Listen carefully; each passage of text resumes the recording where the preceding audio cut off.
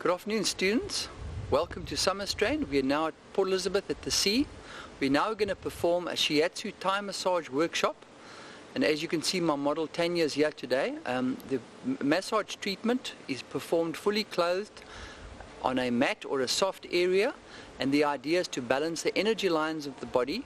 It's completely different from a deep tissue massage. It involves all pressure points, acupressure points, the same ones they use in acupuncture, and it incorporates a lot of Thai massage stretches. As you can see, my model is now lying on her tummy, and we are ready now to perform the massage. Okay, students, I'm now ready to perform the massage. It is always very important to ensure that you, as the practitioner, are calm and collected before you begin the massage. Make sure that your client is totally comfortable and their back position. I'm now going to begin the massage by going up onto my knees and with very gentle controlled pressure with both my hands on top of the spine, but with moderate pressure, I'm going to breathe out, press down, and I'm gradually going to move my lower hand in a sliding down each vertebra by vertebra as I breathe out. Ensure that your own body position is comfortable and that your back is slightly arched. You're leaning with your full body weight onto the spine, but it's a controlled pressure. It's very important to maintain this pressure. The top hand stays rigid and I gradually move down the spine. This is merely a warming up or a preparation technique.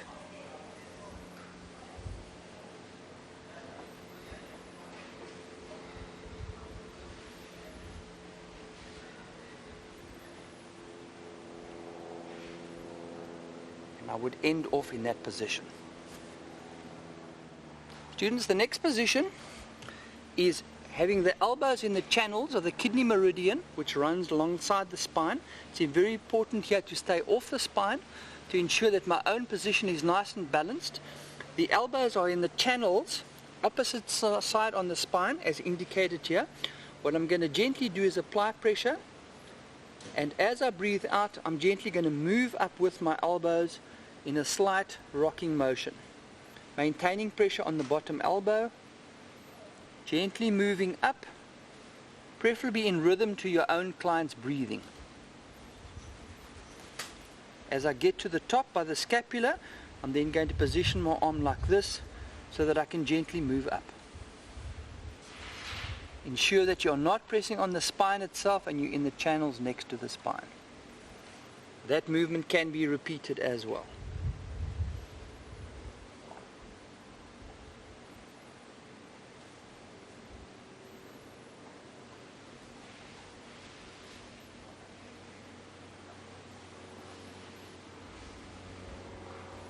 The second stage of the movement involves swapping the elbows around. I'm now going to work on the lower half of the body.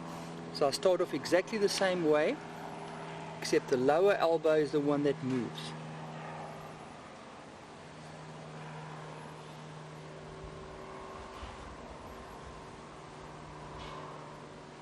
Constantly monitor your pressure and ensure that you do not overstress the pressure on your elbows.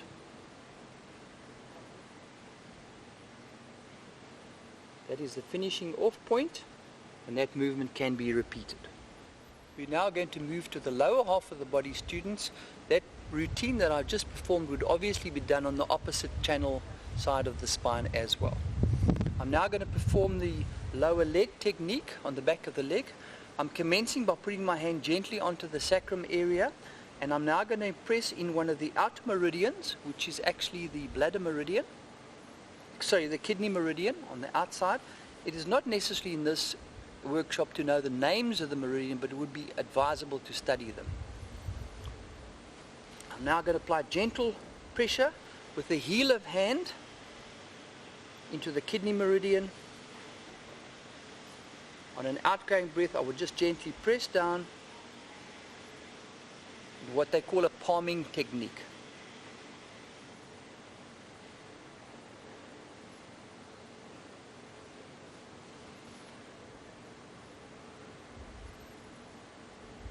That completes my first line. My next line is going to be the bladder meridian. Here I would get up on the knees. I would apply pressure to the middle of the leg Again, using this hand as a balancing hand in a slight rocking motion.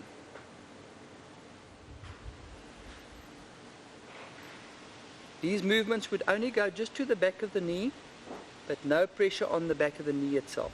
You would end off just before the end.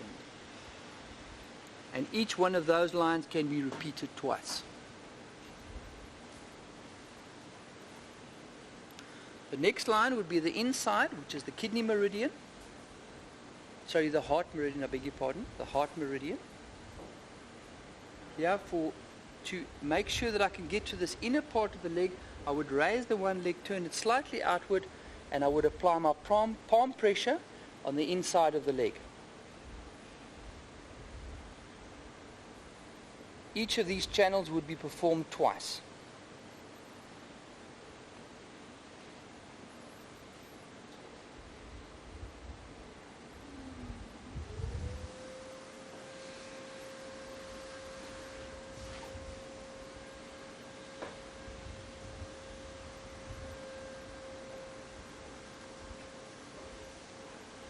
To respect the client's modesty, in the case where you're working on the inner leg, it's a good tip to turn the hand slightly outwards so the heel of the hand and the fingers are pointing the opposite way.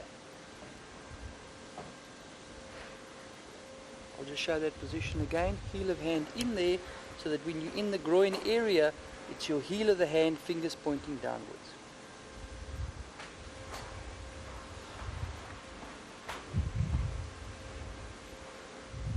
Students, I'm now going to perform the lower leg area where I'm essentially working on the bladder meridian, which runs along the middle of the lower leg. Here I'm going to do combined thumb pressure. I'm resting the foot on the top of my thigh and I'm applying fairly firm pressure down the center.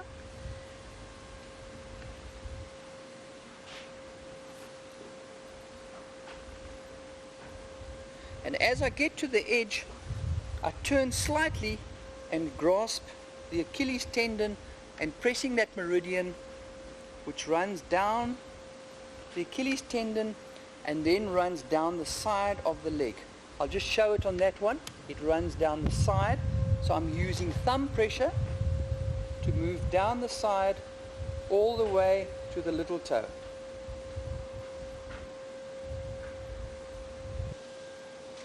Students, to finish off this point, I'm now going to apply elbow pressure to the kidney 1 point, which is just below the solar plexus area. I'm going to be using the elbow, ensuring that the foot is supported on the top of my thigh. I'm then going to apply quite a strong pressure on kidney 1 point in that position.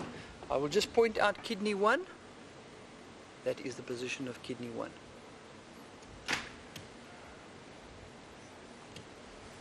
The final part of this routine would be support the leg and gently turn it outwards, having the foot over the opposite leg, and using the front of the forearm, I would gently work down the side of the meridian here, which is in fact the gallbladder meridian.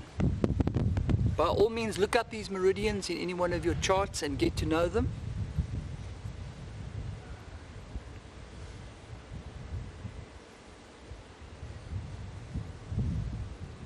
I would then support the leg, straighten it, and just gently stretch out the foot and lower, and naturally repeat on the opposite side. Students, the next move requires great dexterity and care, in that I'm going to put my knees just below the hip bones, the bottom of the gluteus muscles, in that position shown there, and then I'm going to rest my full weight just with my hands either side of the spine, and I'm going to palm down alternately, ensuring keeping away from the spine itself, using my body weight, work down with a fair amount of pressure, take it down the arms, taking care not to press on the elbow joint itself, and gently working my way back.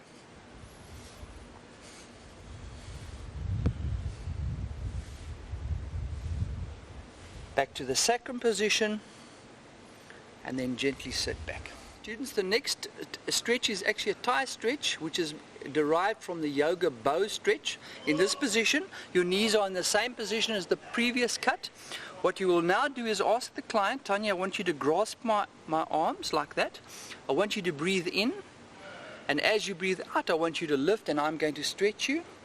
Take care to ensure the client does not overstretch, and monitor their level of flexibility. Breathe in for me, Tanya, and slowly breathe out. This stretch can be performed 3 or 4 times.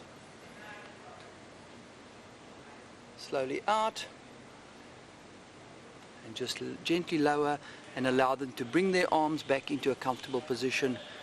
Using your weight, just slowly get up, and we've now finished that routine. Okay, students, the final one for walking on the feet, care should be taken not to press on their ankles. What you do is you start off on the side and you gently walk up the sides of their ankles until you are right on top of the ankles, and you balance with a slight rocking motion. Don't stay there for too long, and make sure that if anybody has any injuries in that area, of course, you would not do the movement at all. Slowly walk your way back. I'll just show that position again. It's across there and across there. Hold it, slight rocking motion, and then walk slowly off. And that completes the routine. Thank you. Okay, students, the routine with the client now on their back, which is called the supine position. The hand is held gently on the hara area, which is in the solar plexus. This is the seat of the area called hara in the Japanese. Holding my hand there gently, in time to their breathing, I'm now going to palm down with the heel of hand down 3 main meridians on the inner arm. The first one being the heart constrictor in the middle, and the lung meridian. So I'll first be palming down the upper arm 3 times in the heart meridian.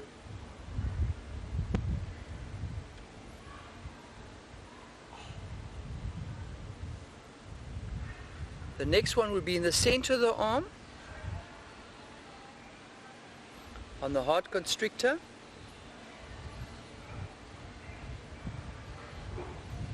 And then I would move to the lower arm and I would repeat those same 3 meridians. I'll just point them out by raising the client's arm. That would be the heart, the middle one the heart constrictor, and the outer one the lung. Ensure that the client's hand is relaxed and flat. It's the palming technique. On an outgoing breath, press down with a fair amount of pressure.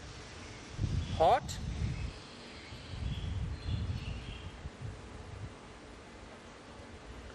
the middle being the heart constrictor,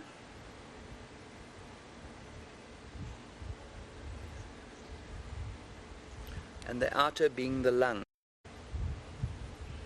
A slight squeezing motion can be employed here, as well as the heel of hand.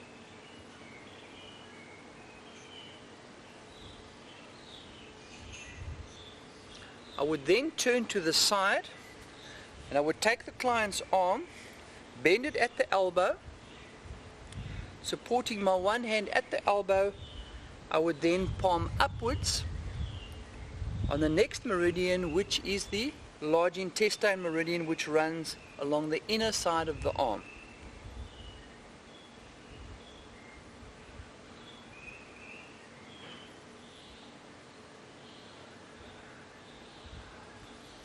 The final section would be to move to this side again, put the client's hand on your thigh.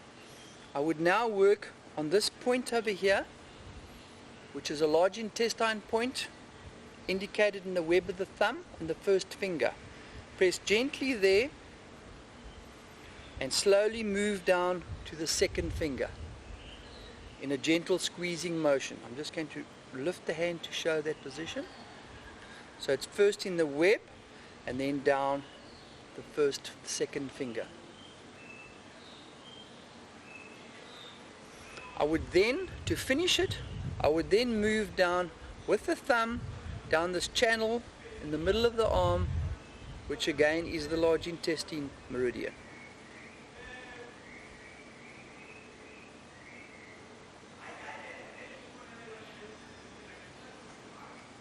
And the final leg of this routine of the arm is to place the arm flat turn facing backwards, and with the heels gently walk on the arm, taking great care not to walk on the elbow or the edge of the wrist.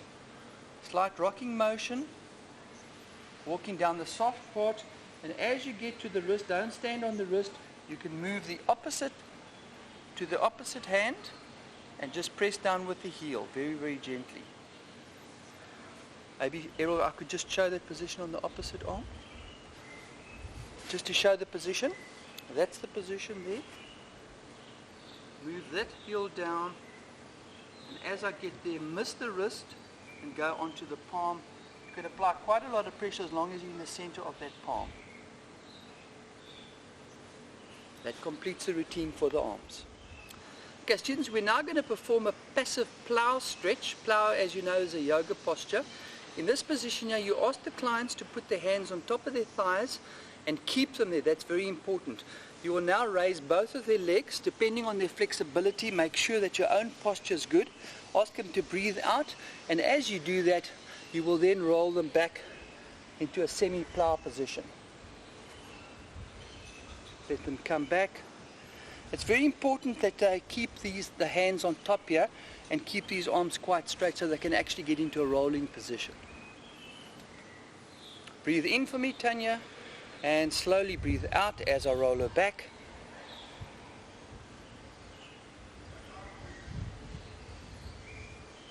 Gently release her, and then slowly bring her legs down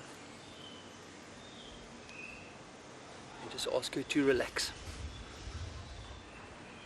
Students, I'm now going to put my hand again on the hara area, which is in the tummy, and I'm now going to work with the heel of hand pressure down two main meridians, the one running on the lateral or outer side, which is stomach, and the one on the inside, which is the spleen meridian.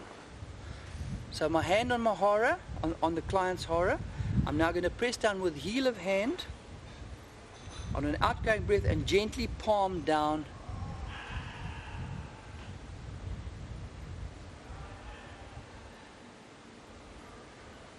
Can repeat that twice, and then I would stretch out to give myself leeway, and I would slowly move down to the lower leg. There I can use the thumb position, or I can continue with heel of hand.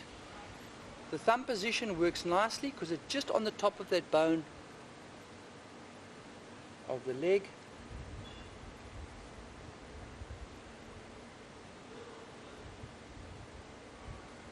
And I would end off by going up the channel here on the second toe, which is where the stomach point ends. I'll just point it out on this one. That channel over there up to the second toe.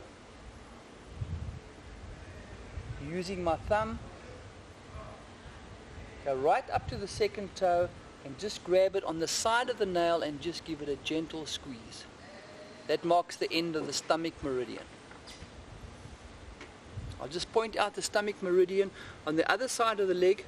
It runs down there along the side of the leg, just above the bone, around there, and it finishes on the second toe. I'm now going to perform the same sequence on the inner leg or medial side, working on the spleen meridian. In this case, I would hold my thumb onto the position just below the kneecap, onto the spleen point, and now using my palm of hand, again with my tip on turning it outside, I'm now going to palm down the inner thigh in a gentle palming action, which I could repeat twice. When I get to this point, what I then do is with that finger I would grab that same point that I've just let go of, and I would continue palming down the inside of the leg until I reach the ankle bone, and repeat that sequence twice. At that point, when I'm finished, I would support the leg and just straighten it. That completes the leg routine. Okay, students, we're now going to perform the side routine, which is essentially working on the meridian that runs down the side called the gallbladder meridian. Tanya, I'm going to ask you to turn onto your left side, and I'm going to ask you to straighten your bottom leg and keep your top leg bent, This arm is supported with the head of like comfortably, and this hand can just be there. What you can also do to pull them straight, grab hold of the bottom arm, put your knee against the shoulder and just pull them straight because they're inclined to roll over. I'm now going to move to the head where I'm going to work on the gallbladder meridian. For this it requires pressure in this position, just over the ear, and just gently lean down and press. Like that. Just next to the ear gently, apply a bit of pressure and sit back. The next position requires this dragon's mouth pose. What we can do is support the hand there, and we're gently just going to palm down next to the vertebral columns, called the transverse vertebra, going across. Down there, thumb down the channel of the collarbone area, actually trapezius more than collarbone, sorry, and that channel by the trapezius. And we slowly now move to the side to perform our shoulder stretch. This is performed in the following way. Take the client's arm, put it over there, interlock the fingers there, gently breathing out, just do a gentle stretch and repeat. I'm now going to work along the side. Again, this routine is basically all about gallbladder meridian. Putting my